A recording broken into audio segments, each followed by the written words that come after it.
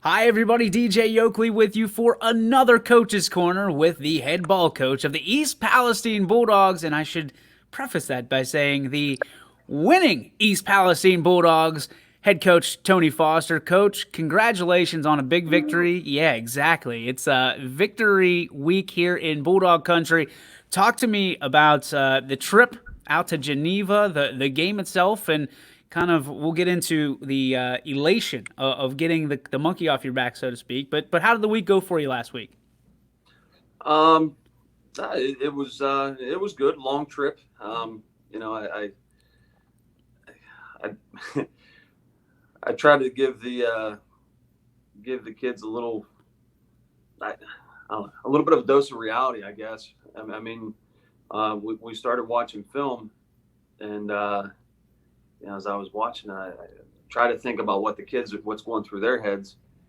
So I warned them that I said, this team doesn't look very good on film, and I said you've got to prepare for them because newsflash, gentlemen, you guys don't look very good on film either.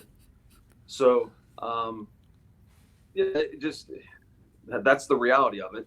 Right. And so the last two films that we shared with them, we didn't look good on film.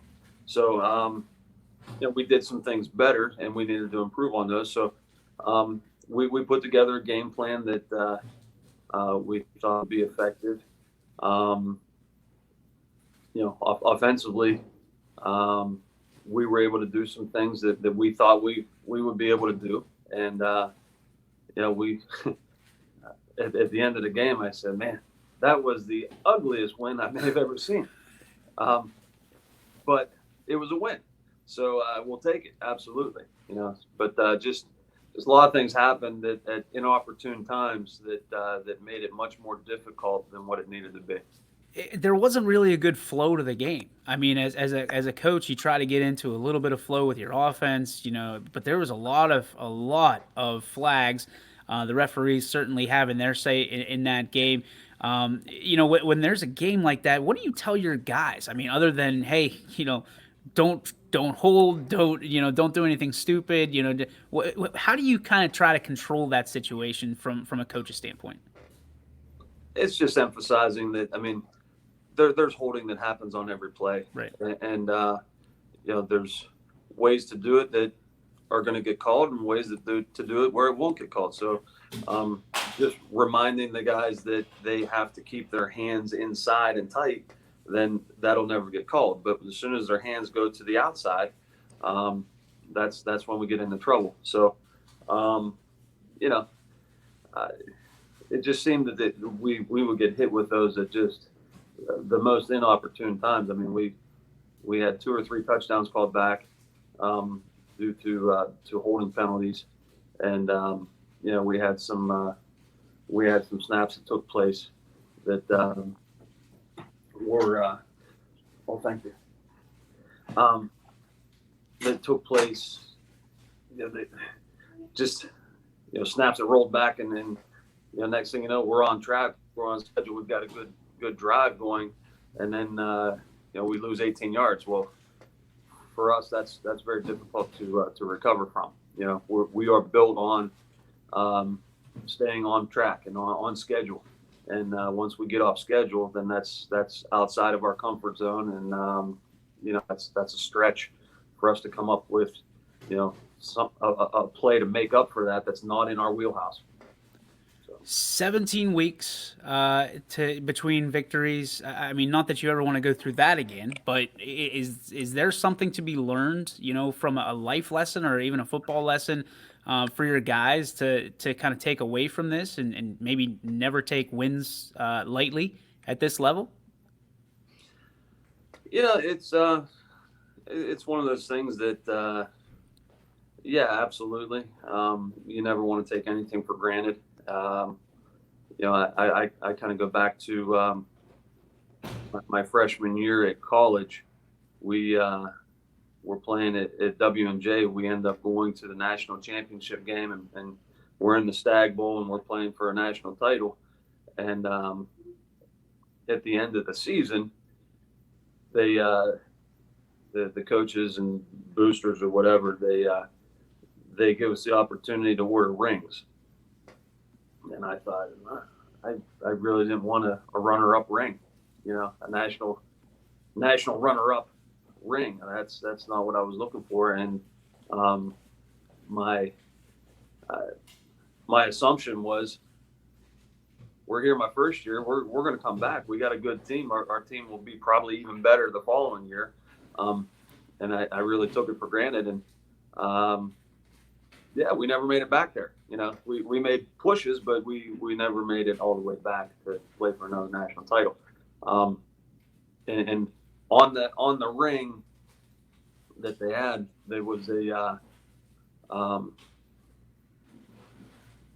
what was it? It was a Lambert Trophy. That's what it was. Lambert Trophy winner, which goes to the best team of the East. And I really didn't know the significance of that until later on. I'm reading a book by it was a biography of Vince Lombardi, and it talks about when he was coaching at Army, and then when he was at Fordham, sorry, and they had won the Lambert Trophy. And I'm reading this book, and it's talking about the Lambert Trophy, and I'm thinking, wow, there's some nostalgia to that. There's some significance to that. And, at the time, it really didn't mean anything to me. And I kind of missed that opportunity and took it for granted. So yeah, when you go through that stuff, you don't want to take those things for granted. And you want to enjoy each piece as it comes. So when you look at, obviously not, you said it, not the prettiest of wins, but a win nonetheless. When you look at the way that the guys got up off the mat, this has been a very trying time for, obviously last year, an 0-10 season and up to this point. Is there a lot of pride? Do you feel a difference in the locker room? Do you feel a difference at practice? The guys kind of figured it out, maybe. Feeling like, okay, we got one under our belt. That's the one that we needed to get. And now we turn our attention to Waterloo. I think they enjoyed it, but you can't rest on what's happened in the past. You always have to be looking for what's the next step and what's happening next. So we enjoyed the 24-hour rule. Enjoy it for 24 hours and then start looking at the film, and let's get to work on getting this again. So when you look at this week, it's been interesting with Wyndham kind of taking a knee on the rest of the season, it looks like. That was your original opponent for Week 8. And now you turn your attention to Waterloo, who stepped in. You travel to Waterloo. It's already a relative of not having many people in the stands due to COVID, and now you've got the stands that were condemned at Waterloo. So you've got a situation where you've got lawn chairs and blankets, kind of like old school flag football or EPYSA in the park. Talk to me about the expectations for what you have for the guys going into tonight's ball game. To me, all the exterior stuff, again, that's out of our control. We can only control what's within our power and within our control. So what happens between the lines, that's what we can deal with. Everything else is just side noise, background noise that not to say it doesn't matter to us, but it doesn't matter to us. I'm concentrating on what's happening on the field and how I can get my kids ready to play. And so I pass along the message of, hey, this is how many tickets we can get. This is where we can get them. And I try to minimize that distraction and focus on what our task is. So this is a team that you're familiar with from scrimmaging them, and a scrimmage you really, really like to have, in the preseason. Talk to me about what it's going to mean to strap up for something that counts. I really like Coach Debbie's and how he's run his program and what he's doing there, and his coaching staff and his kids. So I've over the past several years we've had them as our first scrimmage, and it's a nice setup because we're two similar sized schools, similar sized programs, which makes a nice match for us. So we always have a good scrimmage. We get good work done. So when this opportunity came up, I thought it was a no-brainer to get in contact with them and see if they would be available. All right, so last question I have for you. In lieu of Uncle Pony's story time, we're going to go to Uncle Pony's favorite book that he's read. You were talking about the Vince Lombardi book earlier, which I heard it took you a couple minutes to read. Is there a book out there that you highly recommend for inspiration, motivation, and kind of helped you through the 17 games between victories? Um, you know what? There was a.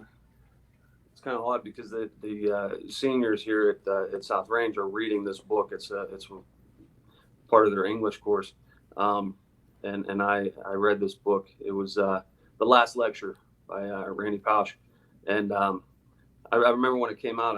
This was back in the day when Oprah was still on. I came home and Amy said, "Hey, this thing was." She was saying about this snip that was on TV, and she said, "You need to watch it." Well, she was trying to show me like a 10-minute snip of it. An hour and a half later, I sat down and watched the whole lecture, and just awesome the way he set it up and the message that was in it.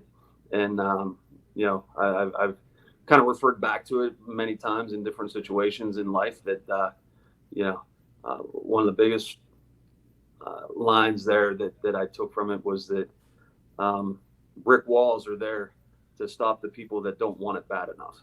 So on your path of going towards your goals and what you want, you're going to encounter brick walls. And what are you going to do when those obstacles are there? And his analogy was that the brick walls are there to stop the people that don't want it bad enough. If you want it bad enough, you'll figure out a way to go around the wall, go over the wall, go under the wall, go through the wall, whatever it may be. You will figure it out. Where everybody else that doesn't want it bad enough, that stops them, not me. Love it. Before we go, I know there's a shout out you want to pay to some of the great local people of East Palestine after the victory, getting treated to a nice, treated to a treat down at the Dairy Mill, right? Yeah, absolutely. They Dairy Mill got a hold of me, and Bennett Bruno, who owns the Dairy Mill, got a hold of me and asked if I'd be willing to bring the kids down. He wanted to treat them to Bulldog Sundays. So I said, yeah, sure, absolutely. He wanted a day, and I told him Thursday. He asked how many people would be there, and I gave him our number, and he had it ready for us at 5:00. Got us in, got us out, and he was telling the boys congratulations and clapping for him, and it's awesome. That to me is the special things about small town communities and the support that you have for the kids and the programs. And I really appreciate the support that they give us. And anytime that we have the opportunity to give it back to them, I want to take it and do it as much as we can. Awesome. Coach Foster, good luck tonight against Waterloo, and we're looking for that winning streak for the first time in a while. So go get them, buddy. Hey, thanks. That has a nice ring to it. So we're going to go for it. All right, man. Thanks. Good.